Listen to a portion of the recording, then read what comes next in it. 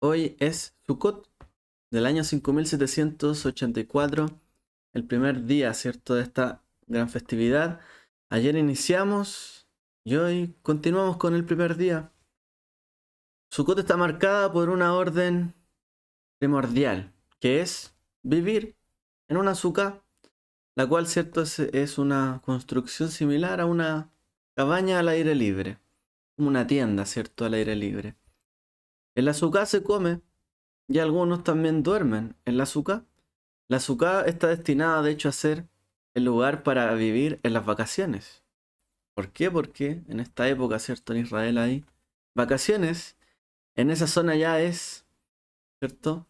Eh, pasan del verano, ¿cierto? Están entrando un poco a otra estación, pero se puede estar, ¿cierto? Al aire libre.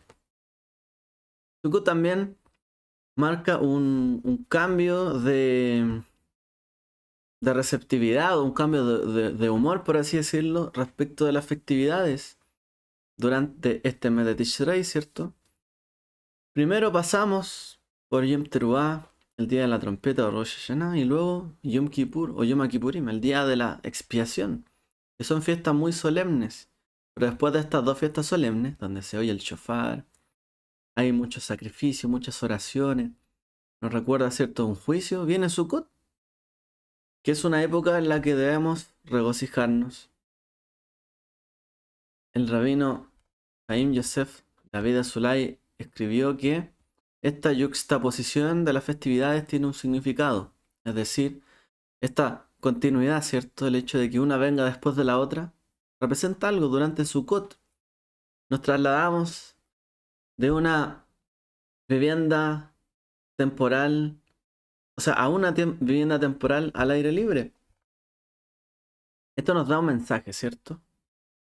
El tema es que venimos de una época de juicio, Yom Teruah, Yom Kippur, de juicio y de aflicción, dice, y humillaréis y afligiréis vuestras almas, Yom Kippur.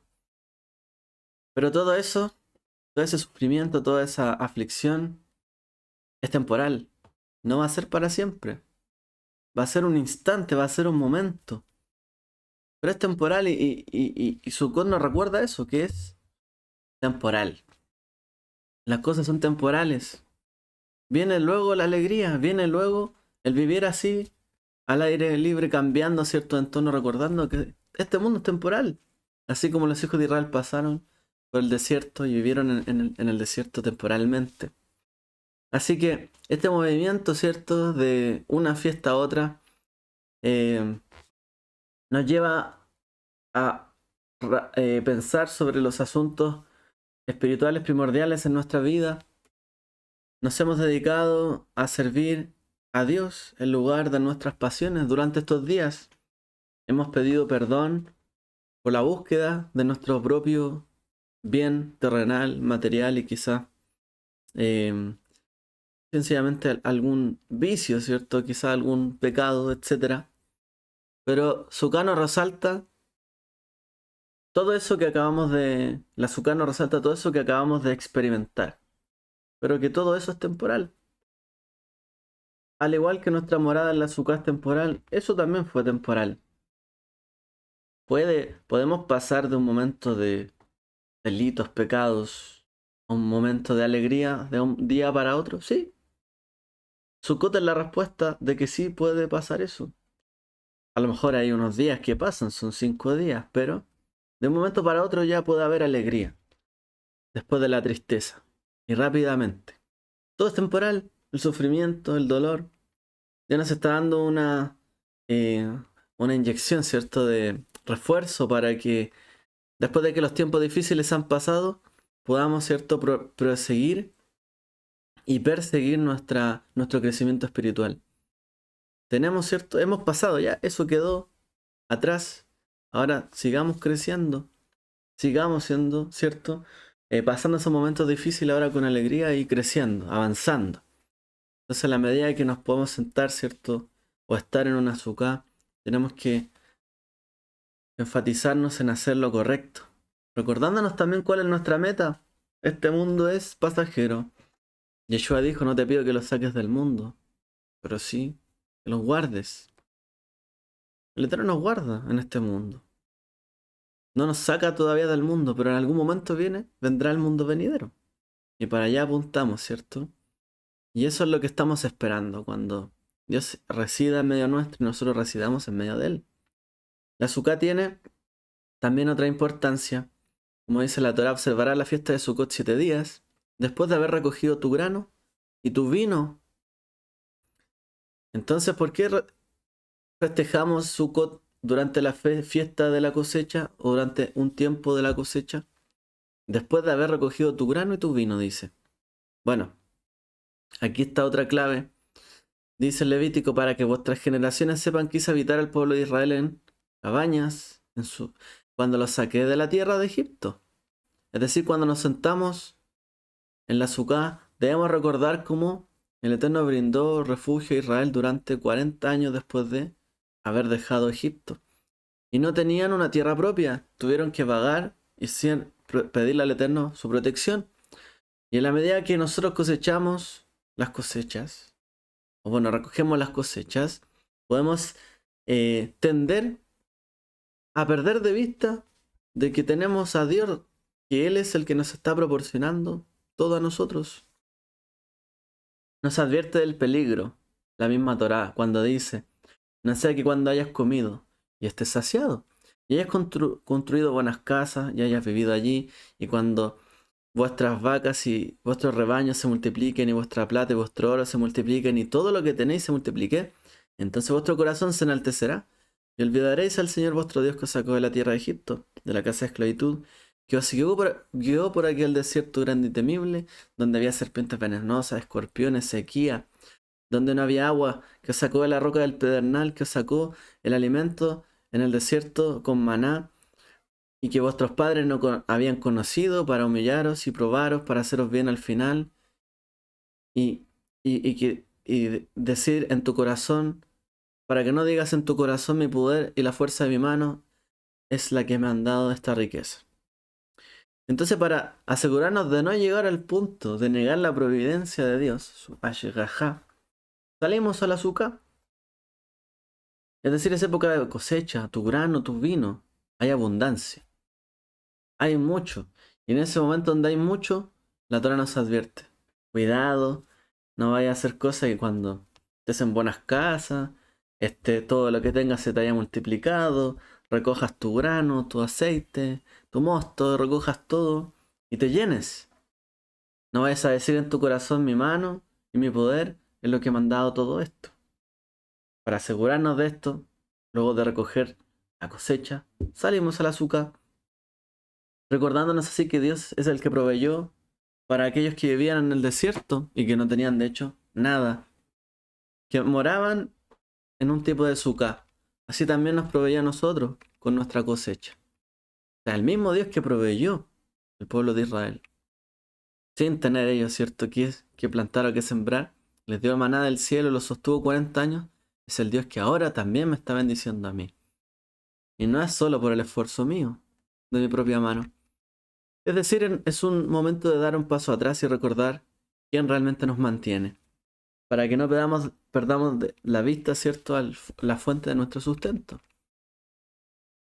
Por esto Dios nos dio la festividad en el momento en que es más probable que quedemos cegados por esta falsa realidad. El tiempo de la cosecha, del grano y del vino. Porque cuando viene la época, ¿cierto?, de la vendimia o de la cosecha del vino, ¿cierto?, del agua y se recoja, perdón, de la uva y se recoja, ¿cierto?, esto y se transforme luego, ¿cierto?, esto en licor, ¿cierto?, para tomar, es fácil olvidar. Es fácil perder de vista, ¿cierto?, lo que realmente nos trajo toda esta bendición. ¿Y quién nos trajo esto? Es fácil quedar saciado con mucho grano y con mucho vino. Por lo tanto, residir, ¿cierto?, en un lugar temporal, en una morada temporal, tiene como objetivo aclarar nuestra perspectiva de vida. Aclarar que este mundo es temporal. Aclarar que no podemos llevar las cosas de este mundo con nosotros. De hecho, no es la idea, ¿cierto?, llevar el azúcar toda su casa. Hacer una azúcar tan grande que pueda caber mis muebles, mi tele, eh, no sé, mi closet, mi cama y llevar toda la azúcar así. Un poco la idea. La azúcar, las cosas son temporales, ¿cierto? Obviamente podemos tener cosas guardadas para el azúcar, pero tampoco llevar toda su casa al azúcar. Sino que es un lugar temporal, ¿cierto? Recordamos que es así y no nos podemos llevar las cosas con nosotros de este mundo. Recordamos que todo lo que tenemos lo obtuvimos de parte de Él. Y de hecho el azúcar se lleva lo justo y lo necesario, para no perder de vista esto. Por lo tanto el azúcar es como un templo, un lugar, ¿cierto? Donde nos extraímos, ¿cierto? Del mundo y nos concentramos en lo sencillo, lo humilde, ¿cierto? Que el Eterno nos ha dado en nuestra vida y lo principal y lo primordial. Su presencia, su protección. Aseguramos, ¿cierto?, de que este sea nuestro objetivo. La azúcar tiene una cosa en particular, tiene un diseño, ¿cierto?, que a veces parece una jupá, ¿cierto? Y de hecho al techo de la azúcar se le llama sejaj. Y de hecho la azúcar parece un palo nupcial, ¿cierto? Un palo nupcial, como un lugar, ¿cierto?, para estar debajo del matrimonio. Y es el momento donde en el palio nupcial un novio con una novia, ¿cierto?, completan el, el proceso del Kiddushin, llamada así en hebreo, ¿cierto? La santificación, lo cual los consagra a ambos, el uno al otro. Y de hecho, dicen los sabios que esta es la comparación del pueblo de Israel en ese momento. El hecho de que Dios sacara a Israel de Egipto es como si fuera un matrimonio. Como dice la Torá, Ani Hashem, Mekadeshchem Hamotzi etchem me'eretz Mitzrayim. Yo soy Hashem, que os santifico, que os saqué de la tierra de Egipto. Y la palabra Mekadeshchem se parece a la palabra Kiddushin, ¿cierto? Que os santifico. La palabra, ¿cierto?, nos da Mekadeshchem. También podría leerse como Mekadeshchem, que podría leerse como y nos da quién te ha tomado por esposa, o quién los ha tomado como esposa, o quién los ha santificado para sí, en el fondo. Él es el que te ha santificado para sí, como la ceremonia del Kiddushin, donde se santifica, ¿cierto?, a la mujer, ¿cierto?, para el varón, varón para la mujer. En ese momento se apartan el uno al otro, porque ahora quedarán cada uno apartados, ¿cierto?, para tener una relación juntos y ya ser el uno para el otro, fuera de los demás. Y este es el uso, ¿cierto?, de la palabra Mekadesh, santificar. Y la palabra cuando se hace un matrimonio es usar la palabra Jupá y Kedushin. Jupá be Kedushin. Así que, de alguna forma, nos ha tomado, ¿cierto?, para santificarnos, tal cual el Eterno, ¿cierto?, ha tomado a Israel como una esposa para protegernos. Así que podemos ser un tipo de mujer. ¿Qué tipo de mujer podríamos ser si hablamos, ¿cierto?, de que el Eterno es como el novio y nosotros la novia, que en ese momento estamos refugiados bajo su techo? Una mujer que teme del futuro, una mujer que no sabe qué será de ella, que no sabe, no tiene seguridad de lo que le provee quizás la otra persona, que no tiene claridad si es la única o si va a ir en búsqueda de otra pareja, etcétera. ¿Qué tipo de Kiddushin nosotros hacemos? ¿Qué tipo de santificación?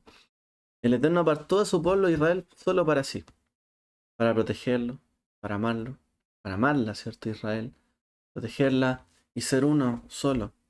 Pero Israel muchas veces cambió, ¿cierto? ¿Quién lo protegía? Con la idolatría es eso. La idolatría, ¿qué es principalmente la idolatría en el mundo antiguo? Ofrecer sacrificio o hacer mandas, por así decirlo, a ciertos dioses o personajes que me den el bien a mí. Que a mí me falta paz, que me dé paz. Me falta sustento, que me dé sustento. Que quiero que me bendiga esto o me haga cambiar y ofrendo.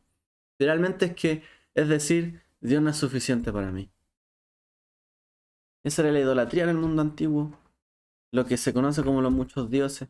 Y la gente se confiaba en eso. Pero que debemos comprender, cierto, bajo la Sukkah, que es como la jupá de Dios con su pueblo, que Él es el que nos provee de todo. Y nos proveerá de todo. Y aún en este mundo temporal lo ha hecho y lo hará aún más en el mundo venidero. Cuanto más, cierto, cuando estemos en medio de o con el novio. Por eso hay varios pasos, ¿no? En el matrimonio. Kiddushin es uno de esos. Pero ya cuando se está, cierto, con él, se tiene que tener la seguridad de que él es el que me provee y me dará todo lo cuanto necesito. Ese es el tipo, cierto, de persona que debemos procurar ser. Bueno, hay mucha gente que de hecho se casaba así, ¿no? En lo poco. Pues para tener algo más, algo mucho. Pero lo poco se es fiel. Y cuando lo poco se es fiel, cuando se tiene mucho se disfruta, se alegra y se puede compartir, ¿cierto? Y no solo entre el matrimonio, después pasa a los hijos, a los nietos. Y viene la alegría después de todo eso, ¿cierto? Pero solo cuando también hubo fidelidad, hubo confianza entre ambas partes, ¿cierto? De que hay protección, hay fidelidad, estamos juntos pese a todo el mundo. Estamos en un mundo quizás convulsionado, pero en una azúcar frágil y aún así estamos protegidos el uno al otro. Aún así el Eterno nos protege a cada uno de nosotros. Tenemos que permanecer seguros, estar contentos, alegres, no solamente seguros y decir, bueno, va a estar todo bien. Al contrario, disfrutarlo y alegrarse. Y aún en esas circunstancias, a lo mejor precarias de una azúcar, estar alegres. Él está con nosotros, ¿cierto? Y si está con nosotros, aún en este momento donde hay poco, salimos de nuestros hogares, quizás hay incomodidad, bueno, ¿cuánto más cuando hay abundancia? Así no al revés, ¿cierto? Porque si es al revés, estamos contentos solo cuando hay abundancia y cuando hay poco, triste. Bueno, el azúcar nos manda a cambiar nuestra perspectiva. Bueno, ese es el comentario, espero que sea de bendición, que el Eterno les bendiga a todos. Tag Sukkot Sameach y que tengan un feliz Shabbat también. Shalom.